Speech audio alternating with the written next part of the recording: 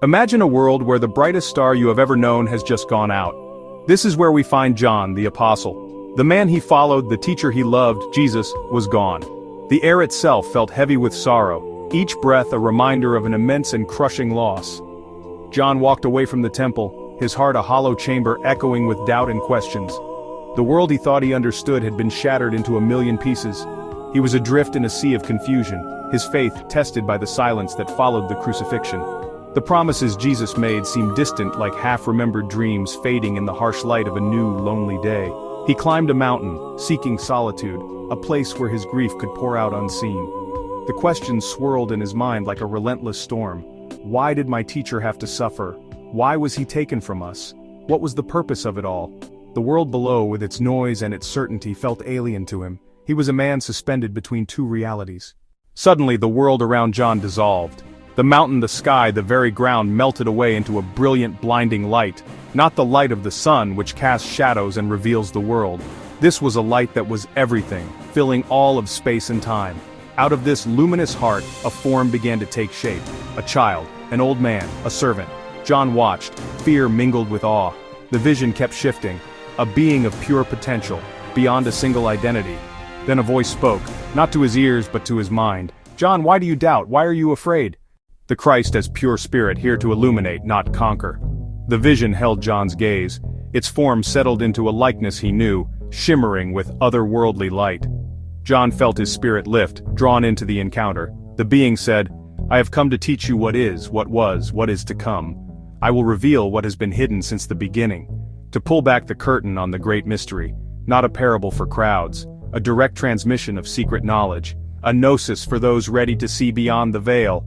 John, grieving, invited into the structure of the cosmos, a journey promising answers to the questions that tormented him on the lonely mountain, a manifestation of ultimate reality, a glimpse of the divine.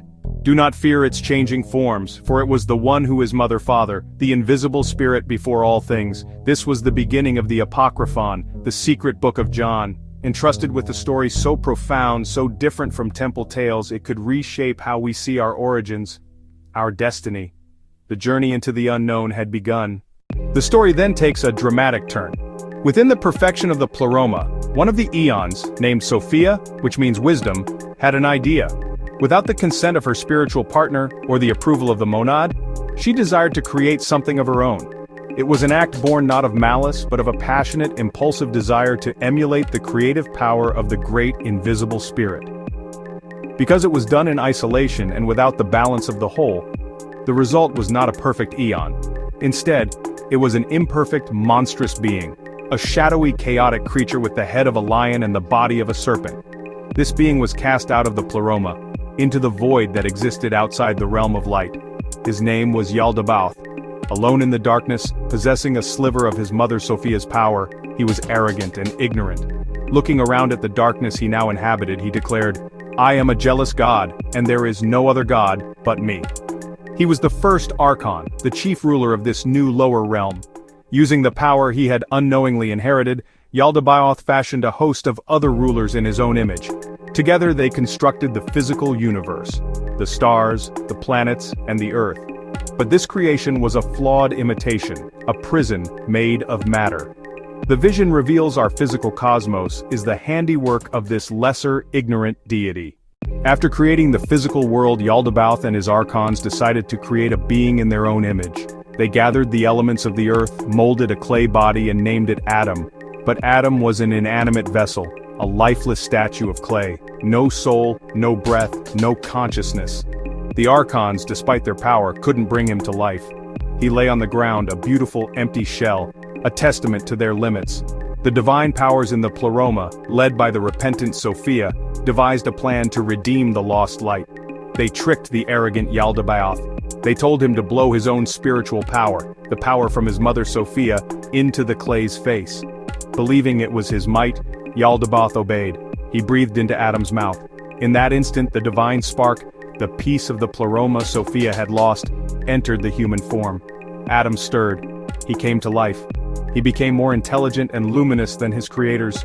The archons burned with envy. They seethed with rage. Realizing they'd been tricked, they saw the divine above now lived within their prisoner. To control him, they cast Adam into deep sleep and tried to imprison him further. They fashioned the Garden of Eden, not a paradise but a beautiful cage. It was filled with distractions to make Adam forget his origin. They created Eve from his side, intending to bind him through desire and procreation so the divine spark would stay trapped in cycles of bodies. This is the secret of our existence. The Apocryphon of John says every human carries a fragment of that divine light, a spark of the pleroma breathed into the first man. We are not merely flesh and bone made by a jealous God.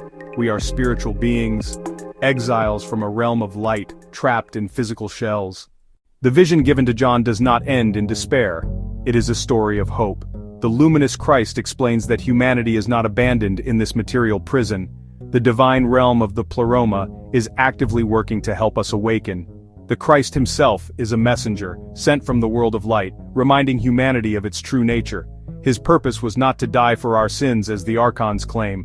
His purpose was to bring gnosis, secret liberating knowledge.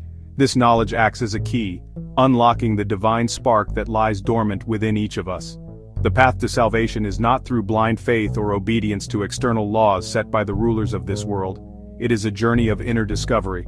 By contemplating our true spiritual nature, we begin to loosen the grip of the archons. We start to remember our home in the pleroma. This awakening is shaking off the drunkenness of ignorance and the sleep of forgetfulness that Yaldabaoth cast upon humanity.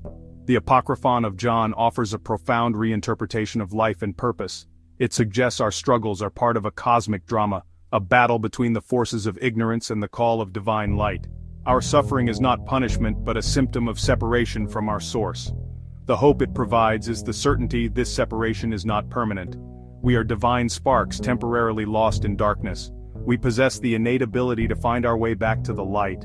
The journey home is the very purpose of our existence. Ultimately, the secret book of John is a call to awaken. See the world not as our true home but a temporary stage for a grand spiritual journey. Question the authorities. Question the systems that demand our obedience. Instead, listen to the quiet voice of the divine spark within. By understanding this secret story of creation, we are no longer helpless victims of fate. We become active participants in our own liberation, children of the light, destined to return to the fullness of the pleroma.